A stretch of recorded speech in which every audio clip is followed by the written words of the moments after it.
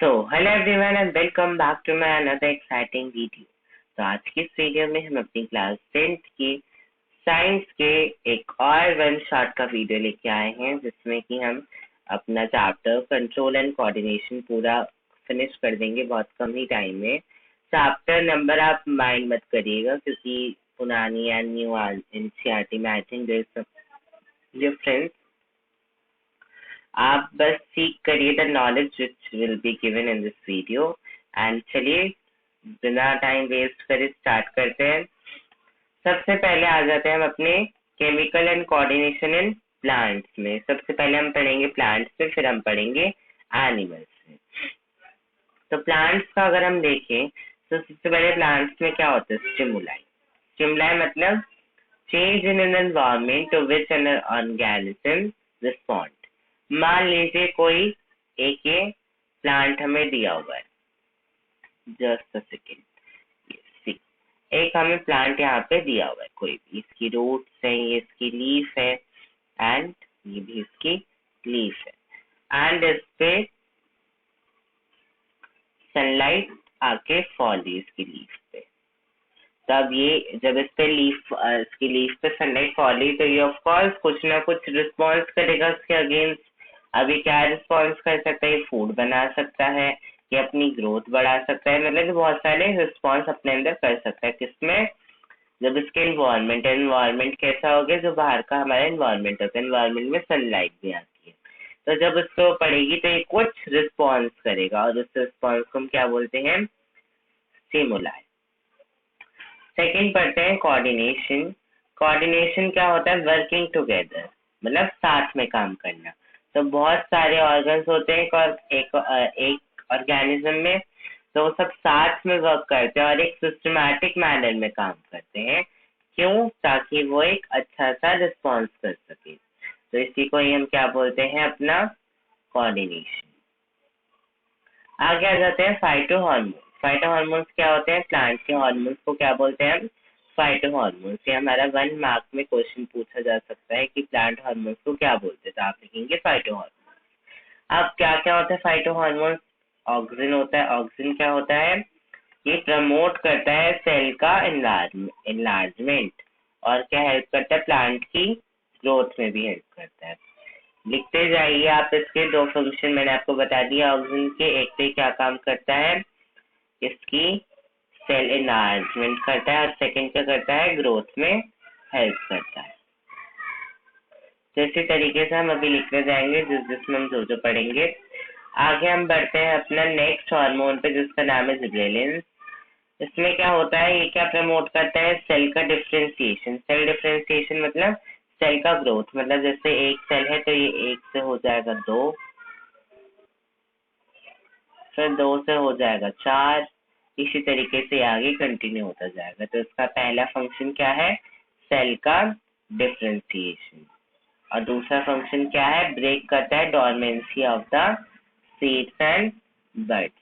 मतलब सीड चाहता है कि मैं हमेशा सीड ही बन के रहूं, मगर ये क्या कहता है उसको कि आप अपनी सीड को तोड़ो और तोड़ के जर्मिनेट करके बाहर आ जाओ और एक प्लांट का फॉर्मेशन करो। इसी तरीके से बर्ड्स में भी करता है।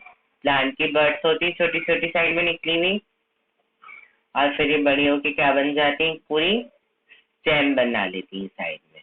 तो उन्हीं को भी ये प्रमोट करता है। आगे बढ़ेंगे नेक्स्ट हार्मोन पे। नेक्स्ट हार्मोन है हमारा साइटोकाइनिन। साइटोकाइनिन में क्या होता है? क्या प्रमोट करता है? तो ये प्रमोट करता है सेल का डिवीजन, और क्या करता है? Opening of stomata. स्टोमेटा हमारे छोटे छोटे पोर्स होते हैं साइड लीफ पे सेल की, तो ये उनको खुलने में हेल्प करता है। तो इसके भी 2 फंक्शन, हम सब में 2-2 फंक्शन पढ़ते हुए चल रहे हैं अभी तक। इसका पहला फंक्शन क्या है? सेल डिवीजन, और दूसरा फंक्शन क्या है? स्टोमेटा की ओपनिंग। आगे बढ़ेंगे एब्सिसिक एसिड। एब्सिसिक एसिड क्या है? इनहिबिटर है। प्लांट ग्रोथ नहीं करता है, प्लांट की ग्रोथ को इनहिबिट करता है। मतलब ये प्लांट चाहता है कि मैं ग्रो करूं, मगर ये मना करता है कि आप ग्रो मत करो। तो ये क्या है, किस किस में हेल्प करता है? एक तो हेल्प करता है वेटिंग में। वेटिंग मतलब पत्तियों के झड़ने में। और वो झड़ती का ना जब कोई भी पत्ती सूख जाती है तो कोई भी पत्ती जो है उसको पहले ही सुखाता है। सुखाना मतलब वेटिंग करना, और फिर उसको गिरा देता है लीफ कहाँ से, ट्री पे से या फिर प्लांट में से उसको गिरा देता है। इसी तरीके से प्लांट का जो फूड होता है, फूड नहीं यहाँ पे फ्रूट्स होना चाहिए, फ्रूट्स जो होते हैं उनको भी गिरा देता है। मतलब जब फ्रूट्स पक जाते हैं तो वो अपने आप ही पेड़ से गिर जाते हैं, तो उसका काम भी कौन करता है, एब्सिसिक एसिड ही करता है। अब बहुत सारे हमारे ट्रॉपिज्म होते हैं और नार्सिसिज्म होते हैं, तो इन दोनों के बारे में भी हम पढ़ लेते हैं। ट्रॉपिज्म क्या होता है, जो कि डिटरमाइन करता है डायरेक्शन विद द स्टिमुलस। जैसे कि जो सनलाइट है वो कहाँ से आ रही है, ऊपर से गिर रही है प्लांट्स पे, तो ये डायरेक्शन बताता है कि अगर सनलाइट ऊपर से आ रही है तो हमें ग्रोथ भी कहाँ करनी है, ऊपर ही करनी है। या फिर पानी कहाँ से आ रहा है, जो अर्थ का जो ग्रेविटेशन है वो कहाँ पे होता है, नीचे होता है, तो ग्रोथ भी रूट से कहाँ होनी चाहिए, नीचे ही होनी चाहिए। तो ये इस तरीके की बातें बताते हैं। ऐसे नार्सिसिज्म होता है जो कि a growth movement of plant does not determine direction with the stimulus, जो कि कोई डायरेक्शन नहीं देखती है, सिर्फ ग्रो करना वो जानती है। इसका अगर हम एग्जांपल देखें तो हो सकता है जैसे कि स्टिग्मा की जब स्टिग्मा रिसीव करता है पोलन ग्रेन को, तो उसकी एक बहुत अच्छी मूवमेंट होती है। तो वो एग्जांपल हो सकती है किसका, नार्सिसिज्म मूवमेंट की। इसको नार्सिसिक मूवमेंट भी कहते हैं, नार्सिसिज्म भी इसको बोल सकते हैं। तो ये किसी भी डायरेक्शन पे डिपेंड नहीं करता है, स्टिमुलस कहीं से भी आए, जैसे कि स्टिमुलस तो ऊपर से आएगा, जो पॉलन ग्रेन है वो ऊपर से ही तो आके गिरेगा स्टिग्मा पे, मगर स्टिग्मा कहाँ ग्रो कर जाएगी, नीचे ग्रो कर जाएगी। तो डायरेक्शन पे डिपेंड नहीं करते हैं बिल्कुल भी। आगे बढ़ेंगे हम अपनी सारी मूवमेंट से, अब हम देख लेते हैं quick recap. Movement of plants towards light, light की तरफ अगर सनलाइट की तरफ ग्रो करे तो फोटोपियोटिज्म, ग्रेविटी की तरफ रूट्स ग्रो करें तो जियोट्रॉपिज्म, केमोट्रॉपिज्म मतलब अगर कोई केमिकल स्टिमुलेट हो प्लांट्स के अंदर कि हमें कोई भी सर्टेन केमिकल हो सकता है, प्लांट्स के अंदर भी बहुत सारे केमिकल्स रिलीज होते हैं, तो उसके अकॉर्डिंग अगर मूवमेंट हो तो वो क्या हो जाती है, केमोट्रॉपिज्म। हाइड्रोट्रॉपिज्म मतलब वाटर की तरफ, जहां से वाटर मिले उस तरफ मूवमेंट हो जाए तो हाइड्रोट्रॉपिज्म। और थिग्मोट्रॉपिज्म मतलब टच की तरफ अगर कोई मूवमेंट हो, जैसे कि टच में नॉट प्लांट में मूवमेंट हो जाती है, जैसे कि उसे टच करता है तो वो उसकी जो लीव्स है वो मुरझा जाती है, तो वो भी मूवमेंट है प्लांट्स की टुवर्ड्स द टच। अब आ जाते हैं अपना control and coordination in animals पे। एनिमल्स में भी बहुत सारा कंट्रोल होता है, कोऑर्डिनेशन चलता है, बहुत मेन हो जाता है। तो इसमें भी स्टिमुलाई कोऑर्डिनेशन सेम है, बिल्कुल सेम रहेगा जो कि ऊपर बताया गया था। इसमें न्यूरॉन नहीं आ जाता है। तो हमारा एक बहुत बड़ा नर्वस सिस्टम एक बहुत बड़ा फंक्शनल यूनिट है किसका, हमारी बॉडी का। और नर्वस सिस्टम का भी फंक्शनल यूनिट कौन है, न्यूरॉन। हमारी जो पूरी ह्यूमन बॉडी है इसमें एक बहुत बड़ा वाइट सिस्टम हुआ है, बसा हुआ है। किसका सिस्टम बसा हुआ है, नर्वस सिस्टम, जो कि हमारे पूरे ब्रेन से कनेक्टेड है और ये हमारी पूरी बॉडी में स्टिमुलेट कर रहा है काफी सारे एक्शन। तो ये नर्वस सिस्टम की फंक्शन यूनिट कौन है, न्यूरॉन। सिनैप्स क्या होता है, एक माइक्रोस्कोपिक गैप होता है between a pair of adjacent neurons. Neurons का एक आपने ऐसे डायग्राम देखा होगा, ये मैं बहुत रफ डायग्राम बना रहा हूँ, ये बहुत परफेक्ट डायग्राम नहीं होने वाला है। तो इस तरीके से एक न्यूरॉन होता है और इसी के आगे होता है एक अगला न्यूरॉन। तो ये जो दोनों न्यूरॉन आपस में कनेक्ट होते हैं तो इसके बीच में एक छोटा सा गैप बन जाता है जिसको हम क्या बोलते हैं, सिनैप्स। और यहीं से ही जो एक न्यूरॉन से रिस्पॉन्स है वो अगले में जाता है।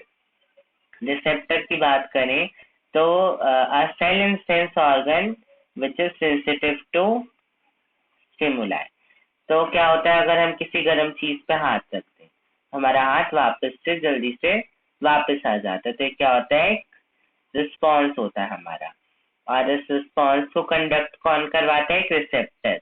रिसेप्टर हमारे हाथ में लगे हुए होते हैं, जैसे कि हमारा हैंड है, हमने किसी हॉट ऑब्जेक्ट को टच करा तो जो रिसेप्टर्स है हमारे हैंड के, रिसेप्टर्स वो स्टिमुलेट करेंगे फटाफट से न्यूरॉन्स को हमारे माइंड में, और हमारा माइंड जो है वो रिस्पॉन्स करके कहेगा कि फटाफट से अपना हाथ हटा दो। तो ये सब किसने करा, रिसेप्टर की हेल्प से हुआ। अब हमारी दो तरीके की नर्व्स होती है, मोटर नर्व्स और सेंसरी नर्व्स। अब जो मैसेज ब्रेन से, message from brain to the body part for the action, जो कि ब्रेन से लेके आती है बॉडी पार्ट तक, ब्रेन से लाना कहाँ तक, बॉडी पार्ट तक, ये कौन करवाता है, मोटर नर्व। और वहीं अगर हम बात करें बॉडी से ब्रेन तक मैसेज को लेके जाना, बॉडी से ब्रेन तक लेके जाने ये काम कौन करता है, सेंसरी नर्व। ये आपको याद रखना है। ऑल्फैक्टरी रिसेप्टर्स क्या होते हैं, जो कि हमारे नोज में लगे हुए होते हैं। हमारी नोज है, हमें किसी भी चीज की स्मेल फटाफट से आ जाती है, तो वो किसकी वजह से आती है, ऑल्फैक्टरी रिसेप्टर्स की वजह से। गस्टेटरी रिसेप्टर कहाँ लगे होते हैं, हमारी टंग में लगे हुए होते हैं, किसके लिए, टेस्ट को पहचानने के लिए। थर्मोरिसेप्टर का एक किस किस में हेल्प करते हैं, हीट और कोल्ड पहचानने में। कहाँ लगे होते हैं, हमारी स्किन में। स्किन से ही तो हम पता करते हैं कि यहाँ पे ठंड हो रही है, यहाँ पे बहुत ज्यादा गर्मी है। फोटो रिसेप्टर मतलब लाइट को देखना, लाइट को डिटेक्ट करना, कहाँ से होता है, हमारी आईज से होता है। रिफ्लेक्स एक्शन पे आए, जो भी मैंने आपको बताया था, गर्म चीज को छू के वापस से हाथ हटा देना, एक बहुत फटाफट वाली मूवमेंट होती है, सडन मूवमेंट्स होती हैं। और रिस्पॉन्स होता है किसकी तरफ, स्टिमुलस की तरफ, जो कि अकर होता है बहुत छोटे से ड्यूरेशन ऑफ टाइम में, in a very short duration of time. और किसी भी विल या थिंकिंग का वेट नहीं करती है। मतलब कोई ऐसा नहीं कि हमारा ब्रेन सोचा ही जा रहा है, सोचा ही जा रहा है, बहुत देर तक एक क्वेश्चनिंग चलती जा रही है, ऐसा नहीं होता है। ये फटाफट से क्विक हमारा एक्शन लेते हैं, तुरंत रिस्पॉन्स दिया और तुरंत मैसेज गया, तुरंत रिस्पॉन्स वापस आ गया कि गर्म चीज को छुआ तो फटाफट से हाथ हटा लो, कोई इसमें सोचने की बात नहीं होती है। ब्रेन क्या होता है, एक प्रेजेंट होता है किसमें, स्कल में, जो कि कंट्रोल करता है, रेगुलेट करता है सारी एक्टिविटी किसकी, पूरी बॉडी की। और इसको क्या बोलते हैं, प्रेसिडेंट ऑफ द बॉडी। जैसे कि कंट्री का पूरा प्रेसिडेंट होता है, वैसे ही हमारी बॉडी का प्रेसिडेंट कौन होता है, brain. So control centre of the body भी कहते हैं। अब ब्रेन के बहुत सारे पार्ट्स होते हैं। सेरिब्रम क्या होता है, मेन थिंकिंग पार्ट, सब सारी चीजें सोची कहाँ पे जाती हैं, सेरिब्रम में। और ये कहाँ प्रेजेंट होता है, फोर ब्रेन के एरिया में। क्या क्या कंट्रोल करता है, सारे वॉलेंट्री एक्शन। वॉलेंट्री एक्शन क्या होता है, जो हम खुद से करते हैं, जो कि हम करते हैं, हम खुद करते हैं, वो क्या होते हैं, वॉलेंट्री एक्शन। उसको कौन कंट्रोल करता है, सेरिब्रम। मतलब हम पहले सोचते हैं, फिर हम बहुत कुछ करके कंट्रोल करते हैं। अगला आ जाता है सेरिबेलम। ये का प्रेजेंट होता है, हाइंड ब्रेन में प्रेजेंट होता है। क्या मेंटेन करता है, पोस्चर मेंटेन करता है और बैलेंस बनाता है हमारी बॉडी का। किस तरीके से हम बैठे हुए हैं, हमारी बॉडी स्टेबल चल पा रही है, वरना हम गिरे गिरे जाते हैं। लेकिन हमारी बॉडी बिल्कुल सही तरीके से चल पा रही है, वो किसकी वजह से चल पा रही है, सेरिबेलम की वजह से। अब आ जाता है मेड्यूला पे। मेड्यूला कहाँ प्रेजेंट होता है, बिहाइंड ब्रेन में प्रेजेंट होता है। कंट्रोल करते सारे इनवॉलेंट्री एक्शंस को। इनवॉलेंट्री एक्शंस कौन से होते हैं, जो कि हम कंट्रोल नहीं कर सकते, जो कि अपने आप से ही होते हैं। जैसे कि हमारे हार्ट का बीट होना, हमारे हार्ट अपने आप बीट होता है, हम तो उसे बीट करवाने के लिए बोल नहीं रहे। तो ये होता है हमारा इनवॉलेंट्री एक्शंस। अब आ जाते हैं हम अपने स्पाइनल कॉर्ड पे। स्पाइनल कॉर्ड क्या होता है, एक सिलेंड्रिकल स्ट्रक्चर होता है, किसका बना हुआ, नर्व फाइबर्स का बना हुआ। किसके अंदर होता है ये, हमारे वर्टिकल कॉलम। हमारा वर्टिकल कॉलम पूरा रन करता है हमारी बॉडी में, और उसी के ही बीच में हमारा क्या रन करता है, स्पाइनल कॉर्ड, जो कि हमारे ब्रेन से जुड़ा हुआ होता है। इसके बीच में ये रन करता है। यहाँ पे क्या होता है, हमारा पूरा ब्रेन होता है। और ये हेल्प करता है किसमें, कंडक्ट करता है किसको, नर्व इम्पल्सेस को, जो हमारी नर्व से जो भी रिस्पॉन्स या फिर मैसेज जाता है उसको ये कंडक्शन करने में, उसका लाने ले जाने में हेल्प करता है। कहाँ से, ब्रेन से बॉडी तक और बॉडी से ब्रेन तक। ये था हमारा पूरा का पूरा चैप्टर। आई होप आपको इसमें जितने भी इम्पोर्टेंट पॉइंट्स थे वो कवर हो गए होंगे। फालतू पॉइंट्स भी मैंने इसमें नहीं लिए, उनको मैंने छोड़ दिया है, लेकिन जितना भी रेलेवेंट था वो सब मैंने इसमें दे दिया है। तो आई होप आपको वीडियो अच्छी लगी है तो like share comment and subscribe जरूर करते हुए जाइएगा, और किस टॉपिक पे वीडियो चाहिए कमेंट पे जरूर बताइएगा। Thank you, will meet in my next video. Good bye.